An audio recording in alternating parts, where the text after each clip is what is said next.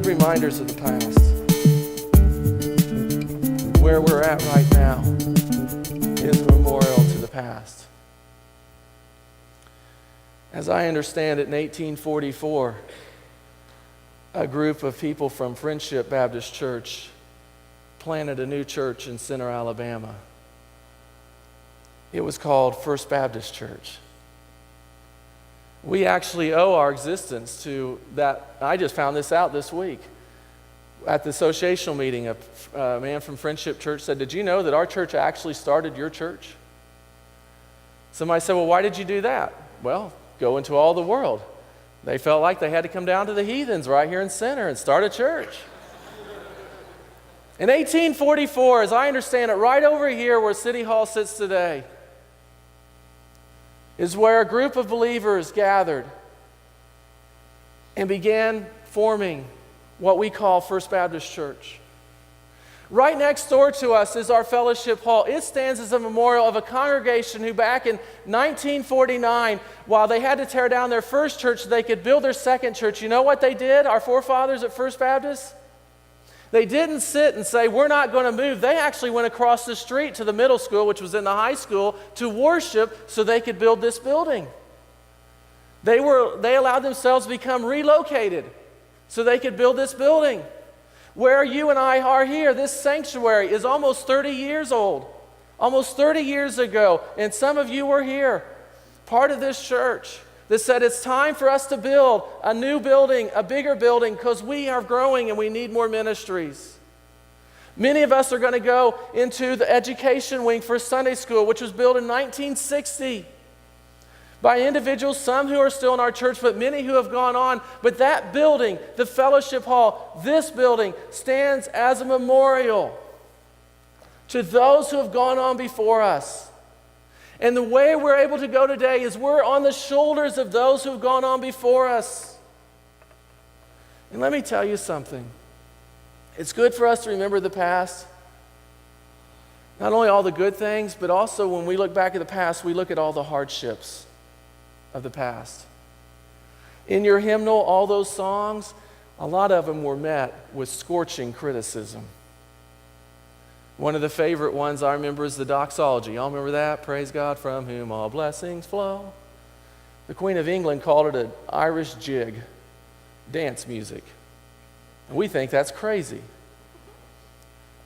Martin Luther's Ein Festgebirge was banned for a time. "A mighty fortress is our God."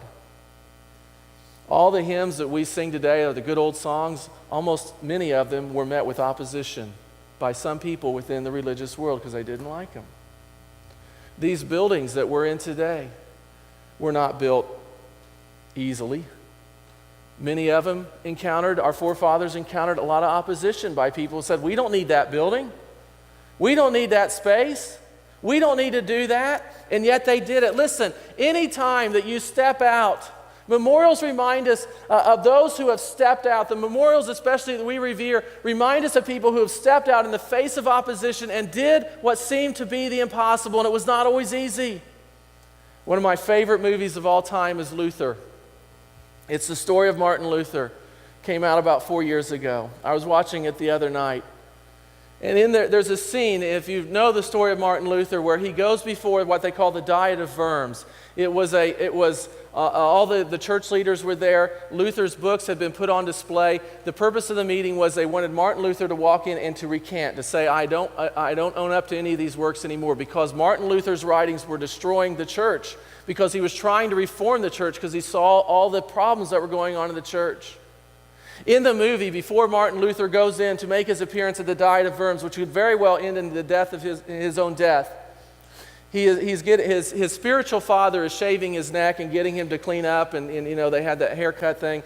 And his spiritual father, it was a man who had sent Martin Luther out when he was young to get his doctorate of theology degree, who had exposed Luther to Rome, who really saw a lot of promise in Luther. But even now at this point, the church is being torn apart by Luther's writings, and his own spiritual father is saying, Martin, you're pushing this too far. Martin, don't you realize you're tearing the church apart? And Luther grabs his hand and he says, "Did you not think that when you sent me so boldly out into the world, that it would not come without a great cost. Whenever there's change, it comes at a great, great cost. The separatist movement that later we call Baptists, a splinter group called the Anabaptists, who insisted that people who become believers in Jesus Christ follow in believers' baptism by immersion. Do you know that many of your forefathers were martyred for that?